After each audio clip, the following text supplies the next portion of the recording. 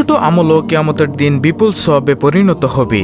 তাই ছোট বড় কোনো আমল ও সৎ কাজকে অবহেলা করা উচিত নয়। তাহলে চলুন একে একে প্রত্যেকটি দোয়া ও জিকিরের কথা আপনাদের সামনে তুলে ধরি। প্রিয় দর্শক, কাজের ফাঁকে ফাঁকে অবসর সময় আপনি করতে পারবেন আজকের ভিডিওতে এমন 10টি জিকিরের মধ্যে সর্বপ্রথম জিকিরটি হলো আল্লাহুম্মা ইন্নী আসআলুকাল আফিয়া ফিদ দুনিয়া ওয়াল আখিরা।